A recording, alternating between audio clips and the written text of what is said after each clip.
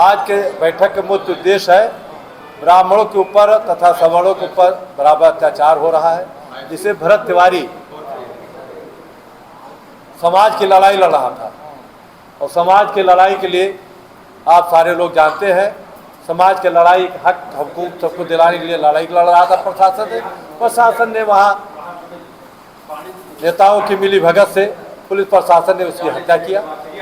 तो उस हत्या के विरोध में हम लोग वहाँ 9 जुलाई को जाएंगे, उस परिवार का सहयोग करेंगे, उस परिवार को न्याय दिलाया जाएगा और लड़ाई लड़ा जाएगा।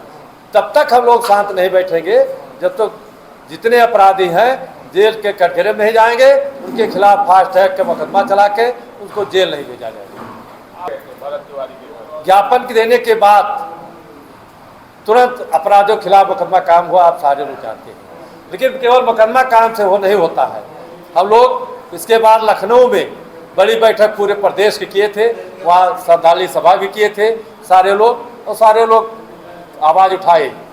लेकिन अभी तक अपराधी लोग जेल के कटघरे में नहीं गए हैं। इस नाते हम लोग 9 तारीख को निर्णय लिए गए हैं कि वहाँ जाएंगे, बात उठाएंगे तथा उस परिवार को आर्थिक सहयोग भी संगठन के माध्यम से हम लोग देंगे 9 जुलाई तथा जो हमारी 6 मांगों को लेकर यात्रा निकलने वाली है आचार्य चाणक्य के जन्मभूमि पाटलिपुत्र पटना से, उस पर भी हम लोगों ने आज सर्वसम्मत से निर्णय लिया है कि अब ब्राह्मण समाज नहीं, सवर्ण समाज को जोड़कर यात्रा में शामिल करेंगे। क्योंकि हमारी जितनी मांगे है वो सनातन समाज सवर्ण समाज की मांग है।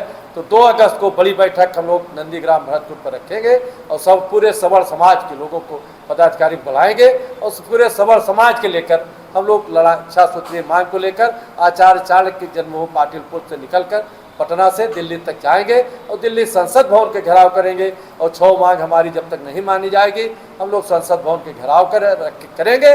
और अगर उसके बाद भी मोदी मेरी बात नहीं माने तो 24 अक्टूबर के बाद पूरे सवर्ण समाज के जितने संगठन हैं, जितने राजनीतिक पार्टी हैं, सबको एक साथ बैठा के एक विकल्प तैयार करके अपनी सत्ता लाने का कार्य करेंगे। और अगर भारतीय जनता पार्टी मेरी बात मान लेती है, मेरी 6 मांगे मान लेती है, तो पुनः हम लोग भारतीय जनता पार्टी को सपोर्ट करके जिले से लेकर प्रदेश और केंद्र में भारतीय जनता पार्टी की सरकार बनाने का कार्य करेंगे।